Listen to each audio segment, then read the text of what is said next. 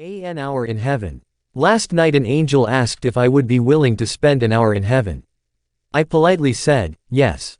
As the angel was showing me around, we walked into a large room filled with angels. The angel stopped in front of the first group of other angels and said, "This is the receiving area. Here, all prayers and petitions to God are received." As I looked around this area, it was very busy, with angels gliding to and fro about the room. They were sorting out the prayers and petitions from all the Christians on earth. The volumes were so large and numerous that I could never imagine God hearing them, let alone answering all of them. From there we moved down a long hallway until we finally reached another room. The angel spoke to me saying, "This is the packaging and delivery room.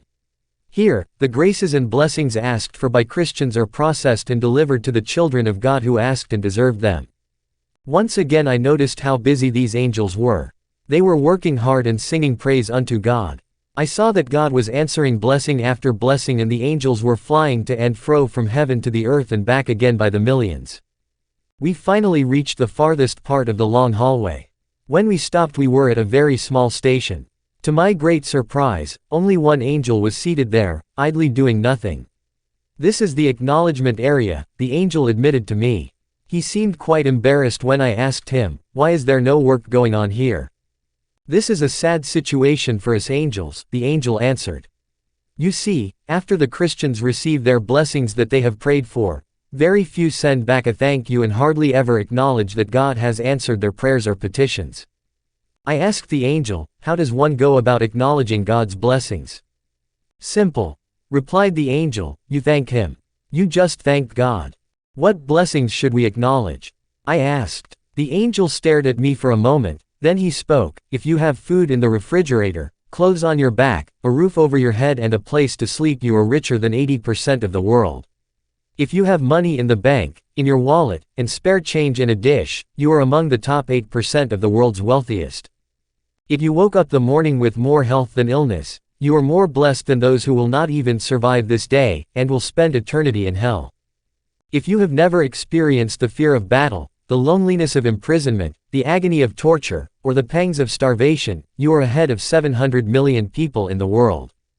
If you can attend a prayer meeting without fear of harassment, arrest, torture or death, you are envied by, and more blessed than, 3 billion people in the world. If your parents are still alive and still married, you are very rare. If you can hold your head up and smile, you are not the norm, you're unique from those in doubt and despair." As the angel led me back to earth, one last word was spoken. "The lost and dying world has given more and has shown more love than all the churches put together. The Christians and the churches only want to be blessed, and they never pay or repay blessing to other Christians. They fight amongst themselves, backbite, gossip, slander, and lie about each other. They only want to take and receive. They cry out, 'Give to me,' and give to build a new sanctuary, a new dining hall, a monument to honor one of them, a plaque saying how giving they are.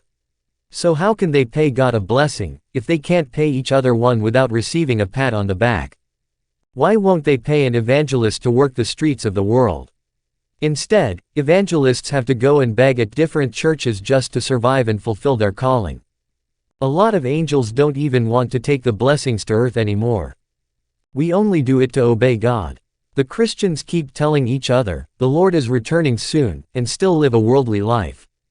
All of us angels have asked God why the Christians continue to build large sanctuaries, putting the members in more debt if Jesus is coming soon. Again, if the Christians would help the street evangelists, more humans would be saved and not spend eternity in hell. Why aren't Christians each one more concerned to share the gospel with those around them so that these people won't go to hell? This has left me with a lot to think about. I can say for myself I'm guilty of not thanking God enough. How about you? I don't want to leave a legacy to myself. I want God to have the glory, not me. An hour in heaven.